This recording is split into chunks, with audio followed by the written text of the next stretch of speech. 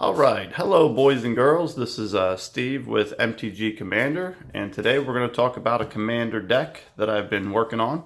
I have most of the cards already here, however I am still missing 3 cards that are actually on the way, and maybe a 4th, but we're going to be talking about Aminatou the Fateshifter. So I'm just going to call her the Fateshifter, or as it's referred to a lot, the 8-year-old girl, the 8-year-old planeswalker.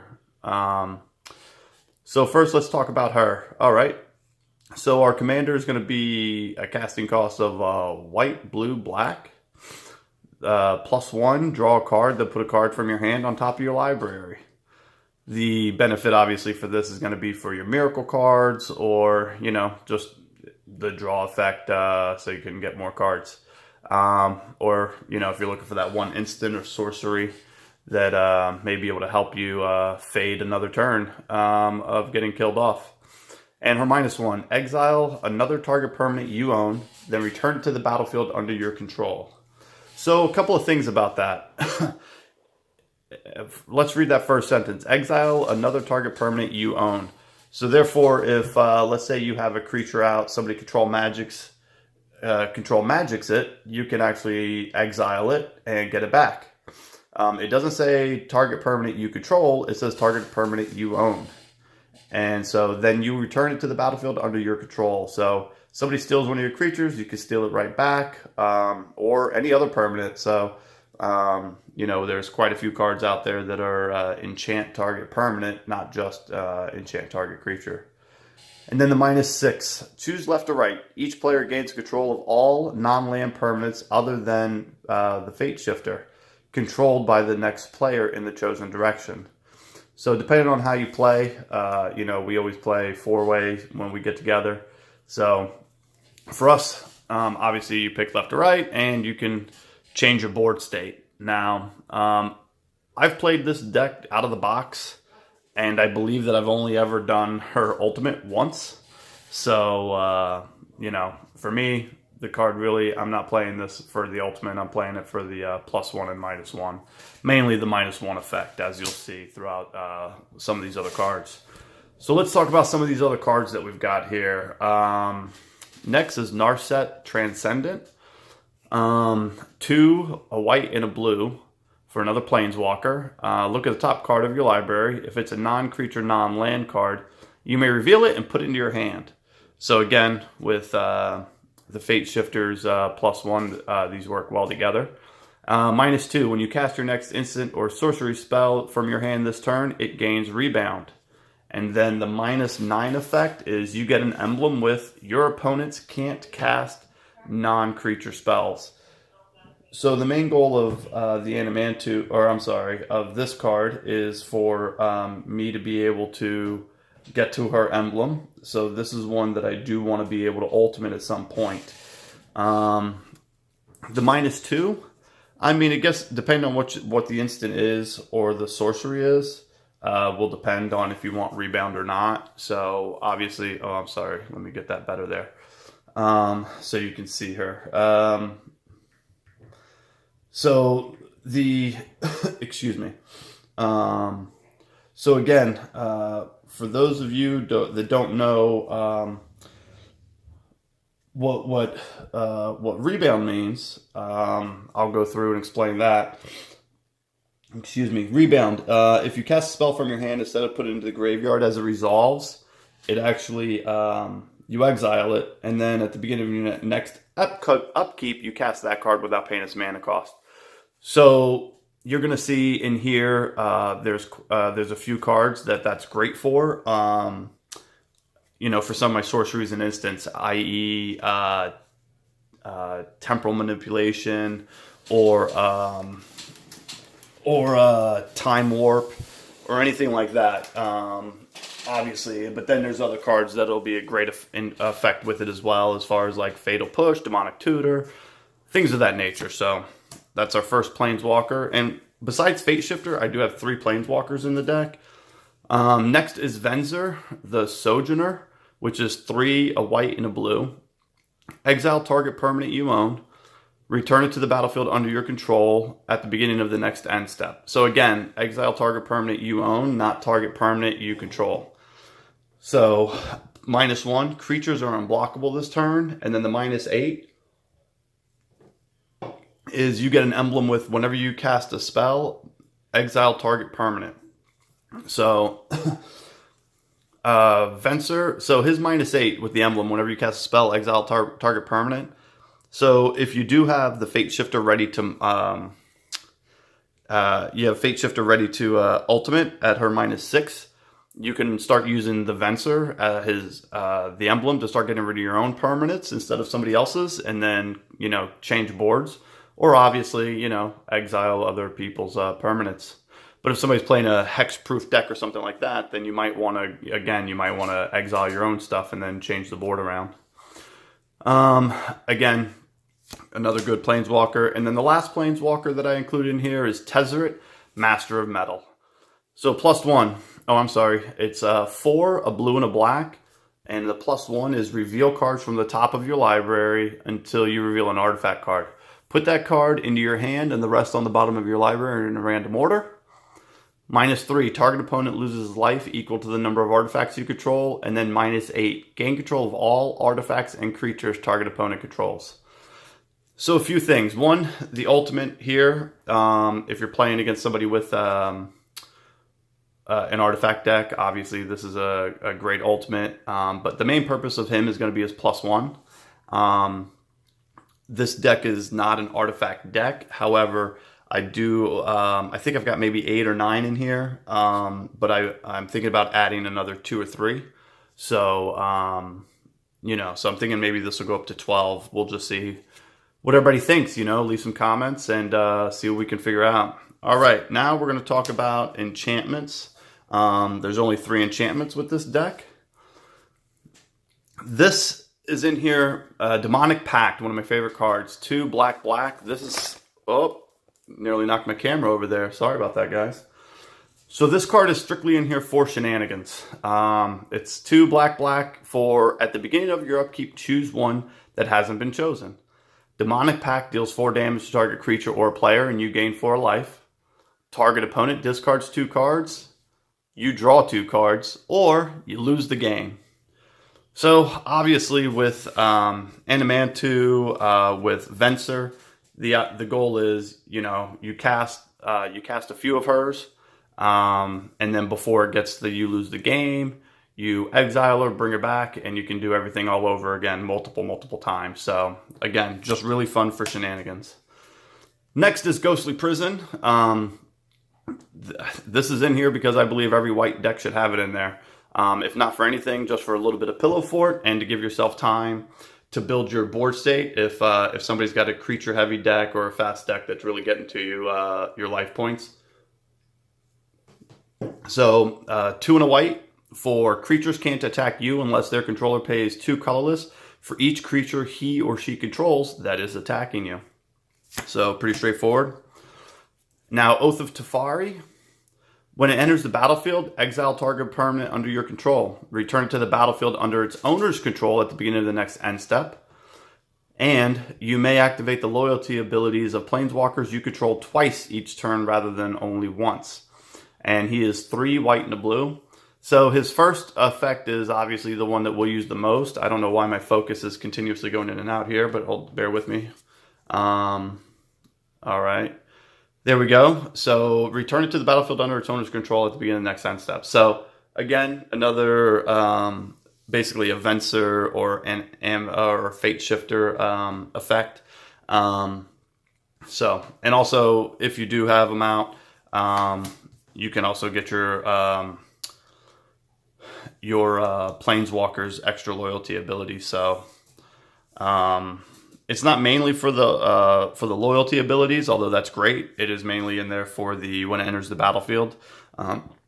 You could see you can have a string of that going, you know, with Aminatou, Venser, Oath. So, all right, now Spine of Ishsa. We're getting into the artifacts. When Spine enters the battlefield, destroy target permanent. When Spine is put into the graveyard, return it to its owner's hand. And it's 7 colorless mana. Again, Destroy target permanent. That's strictly what she's in here for. Blink her and bring her back. Or him. Know what you want to call that one. Next is Conjurer's Closet. 5 colorless. At the beginning of your end step, you may exile target creature you control, then return that card to the battlefield under your control. So, again, another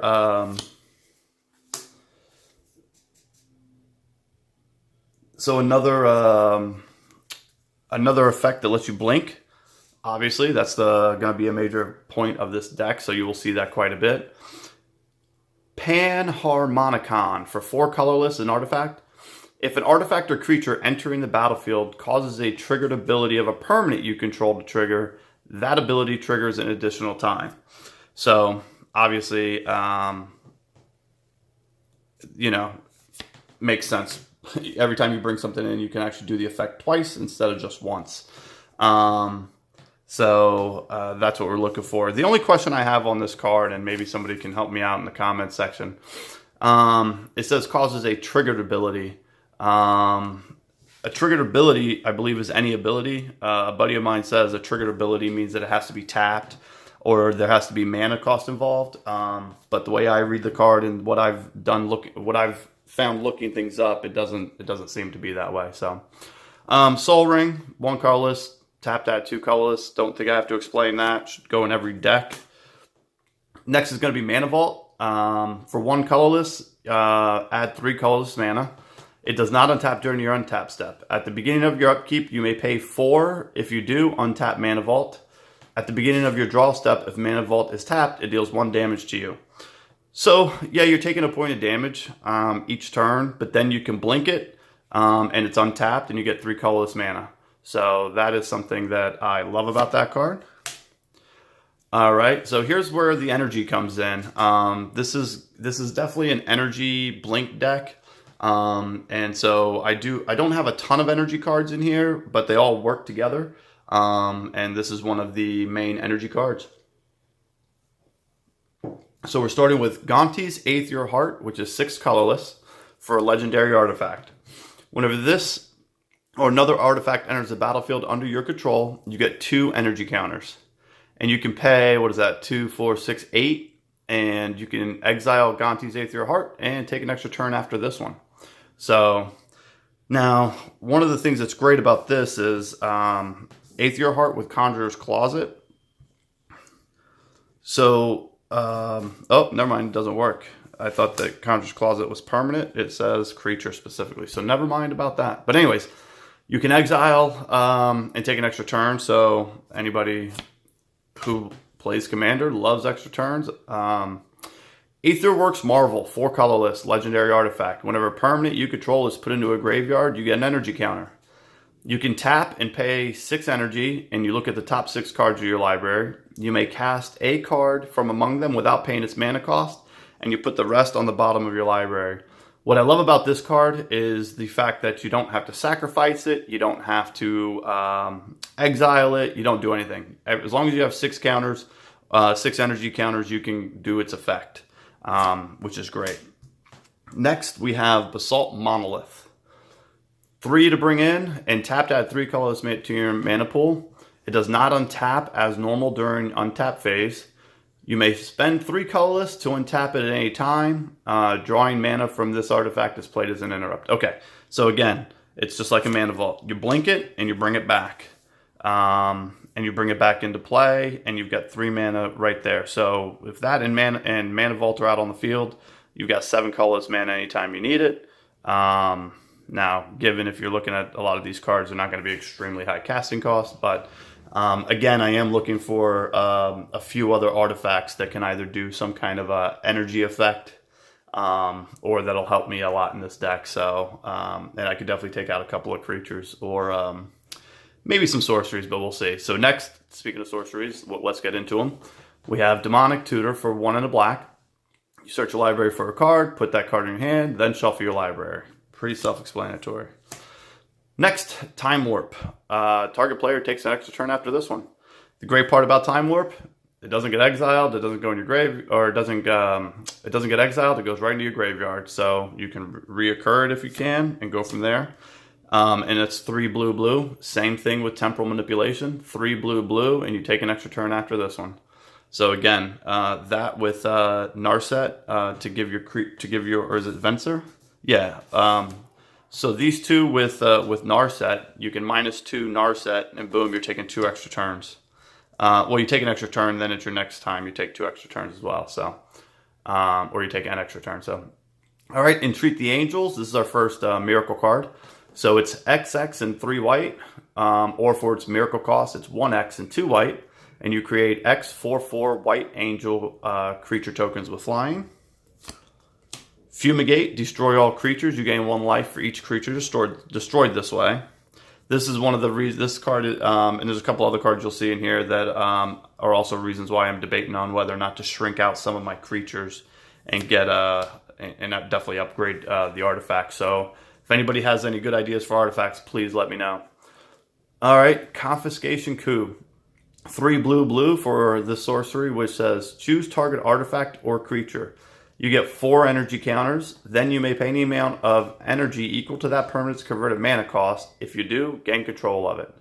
So this works out well for a few reasons. One, if there's a big creature out there that's just you can't deal with, here's one way to deal with it.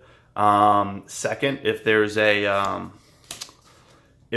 artifact that you need or that you want that's on the board, or somebody has taken something of yours, you can take it right back. And you get 4 energy counters, so as long as it's 4 or less, you don't even need energy counters before that. Next, we have Argivian Restoration. 2 blue, blue for sorcery. Put target artifact card from your graveyard into play. Really don't have to explain too much about what the point of that card is. And now, Sahili's Artistry, which is 4 blue, blue, and you could choose one or both. 1, create a token that's a copy of target artifact, or create a token that's a copy of target creature, except it's an artifact in addition to its other types. This is one of my favorite sorceries that has come out. This is my favorite card probably in Hour of Devastation. It is literally in every black deck that I own, because if you get this out on turn 8, turn 7, turn 9, it's a real pain in the ass. Repeat the following process X times. Each opponent loses 3 life unless that player sacrifices a non-land permanent or discards a card. So again, Torment of Hellfire, which is X colorless and black, black. So let's think about that for a second. If this is turn, let's say 8, and you tap all your mana, you're talking about 6, right? And you repeat the following process 6 times. Either somebody's losing 18 life, sacrificing 6 permanents, or discarding cards, or a mixture thereof. You got to think that they're going to be down, they're going to be pretty much hurting. Next sorcery, Die Young. Choose target creature. You get 2 energy counters, then you may pay any amount of energy. The creature gets -1/-1 until the end of turn for each energy paid this way. All right, another sorcery card here is going to be Live Fast. Live Fast is going to be 2 and a black. For sorcery, you draw 2 cards, lose 2 life, and get 2 energy counters. I mean, for 3 mana, you know, it's a great card in this for an energy deck. All right, our last sorcery. Our last sorcery is Entreat the Dead. XX triple black, or for miracle cost, X black, black. Return X target creature cards from your graveyard to the battlefield. So again, if I have to fumigate or destroy anything, I can get a lot of my creatures back with that. Next is Fatal Push. It's 1 black mana for an instant, and it's destroy target creature if it has converted mana cost 2 or less. Revolt is destroy that creature if it has converted mana cost 4 or less, instead if a permanent you control left the battlefield this turn. So this is pretty obvious with a Fateshifter deck where you're trying to blink cards off and on the battlefield at all times. You're pretty much guaranteed to be able to destroy something with a 4 mana cost or less. All right, Cyclonic Rift, a blue and a colorless. Return target non-land permanent you don't control to its owner's hand. Overload 6 and a blue, which basically means you do, instead of target, it's each. So it would return each non-land permanent you don't control. So again, it's a great card. It's in every one of my blue decks. So just one of those things I think that you need. Next is Brainstorm. For 1 blue, you draw 3 cards, then put 2 cards from your hand on top of your library in any order. I'm thinking about replacing Brainstorm with a Sensei's Divining Top. I think with top deck manipulation between the Fateshifter and Narset, it would be a good idea to at least, you know, be able to manipulate the cards a few turns at a time. I'm sorry, a few cards ahead. So Brainstorm would still be good in the deck, but I'm thinking definitely about a Sensei's Divining Top. All right, next. Mystical Tutor for 1 blue. Search your library for an instant, interrupt, mana source, or sorcery card. Reveal that card to all players. Shuffle your library and put the revealed card back on top of it. So, you know, again, if Narset is in play, I pull her, Mystical Tutor. I go get a Temporal Manipulation. I get a Time Warp. You know, I go get a Demonic Tutor in case I need a creature at the time. Whatever it is, one of these sorcery cards or one of the instants if something's killing me. If I have the mana for it, maybe I go get my Cyclonic Rift to put it on top because I need to bounce the board in order to live a few more rounds. You know, what have you. So Mystical Tutor, I think is a great fit. This is definitely a card that I'll be getting rid of out of the deck once I get the other cards. And I'll go through the cards I'm waiting on here and, at the end. But Pongify is 1 blue for an instant. Destroy target creature. It can't be regenerated, and its controller puts a 3/3 green ape creature token onto the battlefield. So again, just to help you, you know, get rid of something that's hurting you. Next, Disallow. Colorless and a blue for an instant. Counter target spell, activated ability, or triggered ability. Mana abilities obviously can't be targeted. Now we have a Stifle for 1 blue. Counter target activated or triggered ability. That's in most of my blue decks as well. Our next instant is Mortify. Destroy target creature or enchantment. Again, this is one I'm okay with getting rid of once I get a couple of other cards in as well. Utter End, 2 white-black for an instant. Exile target non-land permanent. This one will stay in because 2 reasons. 1, you're exiling, not destroying. And 2, it's any permanent. It's not specific. And then our next instant is our Vampiric Tutor. God, I love that foil. All right, so it's 1 black for the instant. Shuffle or search your library for a card. Then shuffle your library and put that card on top of it. You lose 2 life. This is probably... this is one of my top 2, top 3 favorite cards, along with the Liliana box topper. And my foil Force of Will. I just got to find it somewhere, but it's probably in a deck somewhere. But anyways... next, Swords to Plowshares, 1 white for an instant. Exile target creature. Its controller gains life equal to its power.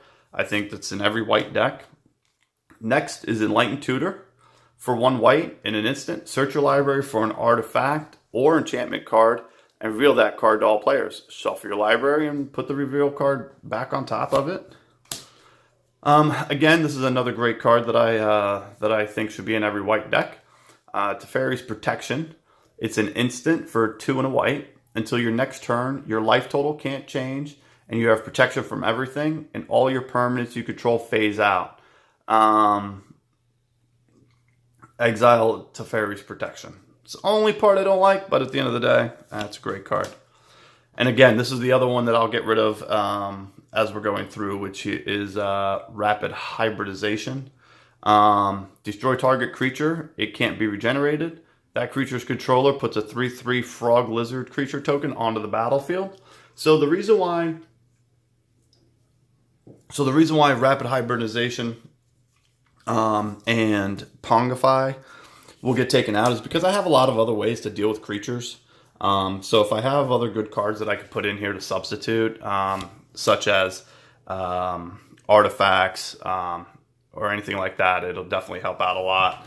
So sorry guys, just need to adjust. Trying to get through these. I'm not trying to take an hour to do this. So next is Noxious Gearhulk, which is 4 black for an artifact construct creature with menace. It's when Noxious Gearhulk enters the battlefield, you may destroy another target creature. If a creature is destroyed this way, you gain life equal to its toughness. So again, I'd much rather be pulling a Noxious Gearhulk all day versus pulling a Pongify or a Rapid Hybridization. And then when you go to Enlightened Tutor, when you're searching for an artifact, why not pull Noxious Gearhulk if you're having trouble with creatures? So, again, it's an artifact creature, so why not? It's a great card. Next is Ravenous Chupacabra. 2 black. Whenever it enters the battlefield, destroy target creature an opponent controls. Okay, very self-explanatory. Just like a Noxious Gearhulk, with the exception of you don't get to gain life. Next is Reservoir Walker. When it enters the battlefield, you gain 3 life and get 3 energy counters. So, again, it's 5 colorless mana to bring it in, but the effects of gaining 3 life, 3 energy counters, that's what you're looking for. The 3/3, obviously, creature-wise, isn't that big of a deal. Not why you have the card in the deck. Multiform Wanderer, 5 colorless artifact creature. When it enters the battlefield, you get 3 energy counters. You can pay 1, and it gains your choice of flying, vigilance, or lifelink until the end of turn. And you can pay 1, and it gets +2, -2, or -2, +2 until the end of turn. So again, you get 3 energy counters right off the bat. You can make it flying with lifelink, or flying and vigilant, and give it make it a 5/1 right away. Well, I mean by turn 2. So, but again, great card for energy counters. All right, Demon of Dark Schemes, 3 black for a 5/5 flying creature demon. When it enters the battlefield, all other creatures get -2, -2 until the end of turn. Whenever another creature dies, you get an energy counter. I can pay 2 and a black and 4 energy counters, and I put target creature card from a graveyard onto the battlefield under your control tapped. Again, the key here is I can get a creature card from a graveyard, not just mine. I can pull it from any graveyard I want. And, you know, with the blink effects, if my creature's out there, like let's say my Chupacabra is out there, Chupacabra is a 2/2. So whenever Demon of Dark Schemes comes in, my Chupacabra would die, but I can also blink the Chupacabra before that if need be, if I really want to protect him from dying that turn. Same thing with my Archaeomancer. So it's 2 blue. When he enters the battlefield, you return target instant or sorcery card from your graveyard to your hand. You know, it's a high casting cost, but with the cards that I have in play, it shouldn't never be an issue to get out. But, you know, again, you could be bringing things back. So every turn, if you think about it, if you have Oath of Teferi out, and then you blink your my Venser, bring him in, I can do his effect twice, get Archaeomancer to blink twice. Next thing you know, I've got 2 sorceries from my graveyard back in my hand. Luminate Primordial. Again, another card I'm not sold on, but it does fit well into the deck. So I'm thinking about maybe getting rid of this at some point, but we will have to wait and see. There's a new card that I believe is coming out in the new set. There's an angel coming out. I cannot remember her name, but I'll try to think of it over time. But anyways, that I may replace this with. So, but anyways, it's 5 white for a 4/7 avatar with vigilance, and with when this enters the battlefield, for each opponent, exile up to 1 target creature that player controls, and that player gains life equal to its power. Now, I'm a huge fan of the fact that this card is each opponent, but again, high casting cost. So I don't know. I'm up in the air. Give me some advice on that one. What do you guys think? Next is Aetherstorm Rock, which is 2 white for a bird creature that is 3/3 flying. When Aetherstorm Rock or another creature enters the battlefield, you get an energy counter. And when it attacks, you can pay 2. If you do, put a +1/+1 counter on it and tap 1 target creature defending player controls. So the reason why I like this the most is actually because of its last effect. One, you can, for 2 energy counters, you can put a +1/+1 counter on Aetherstorm Rock, turn it into a 4/4, and tap a creature the defending player controls. So next is Aethertide Whale, 4 blue for a 6/4 flying whale. And when it enters the battlefield, you get 6 energy counters.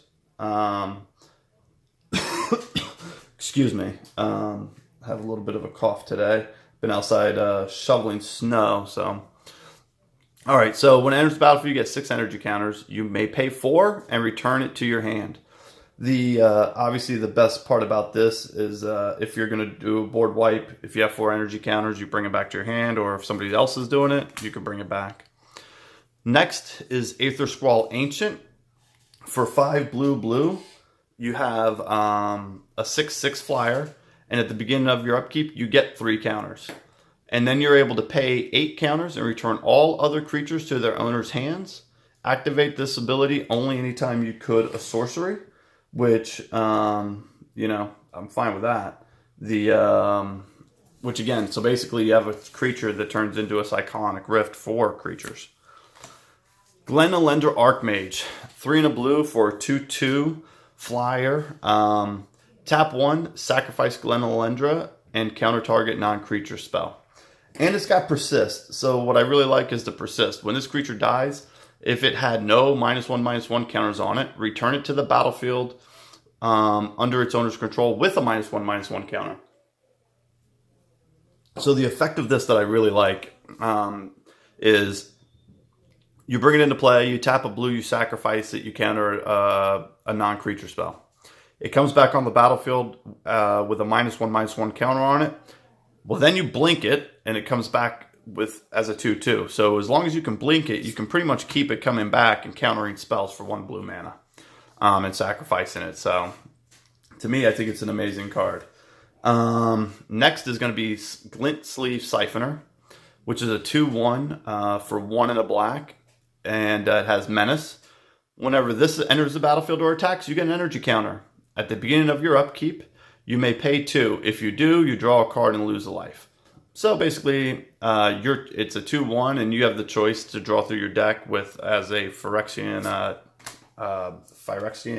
Tout? No.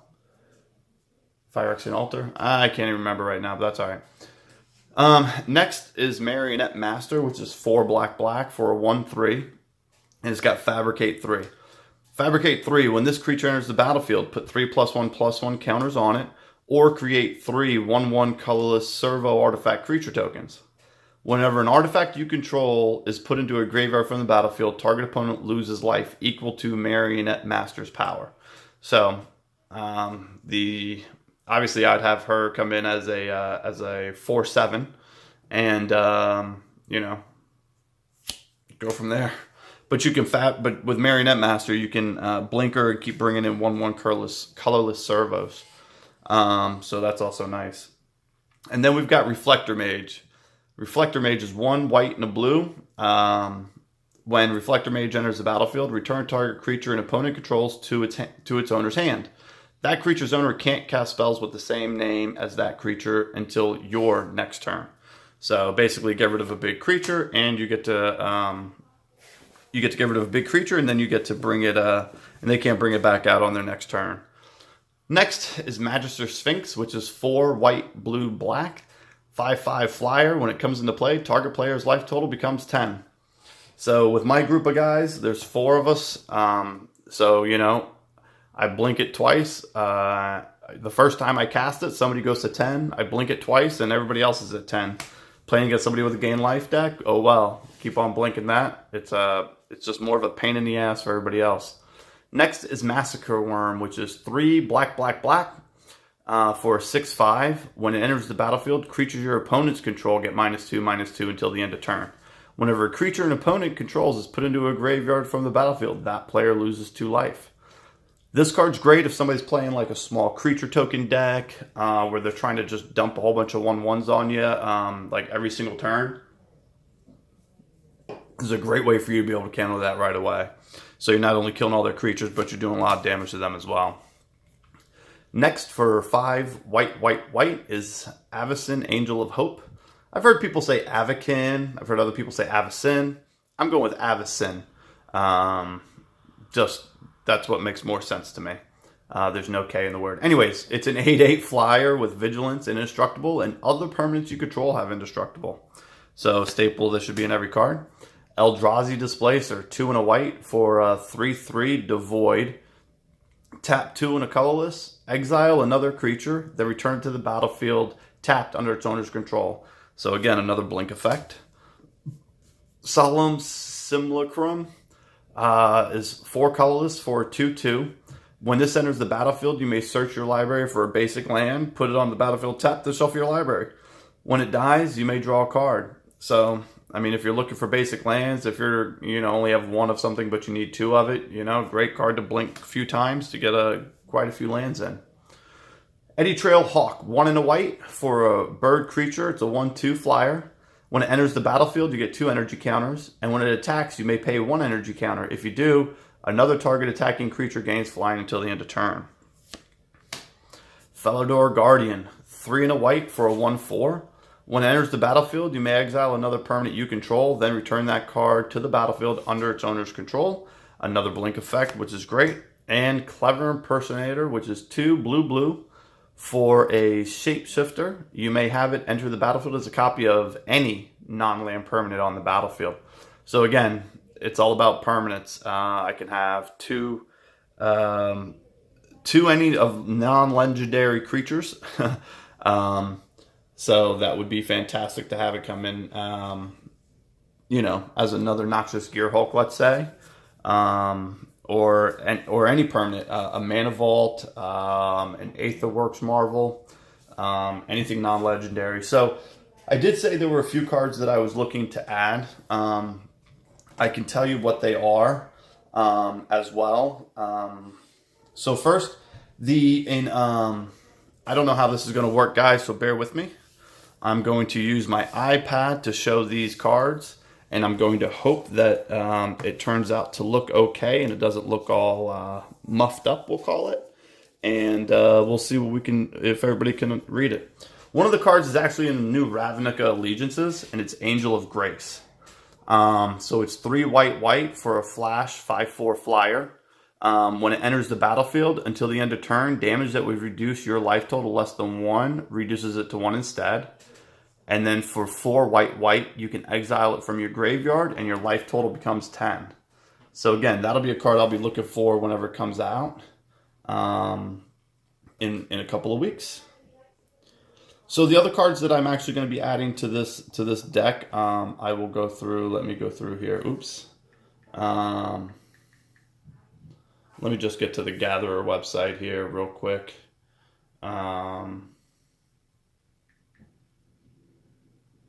Why isn't it coming up?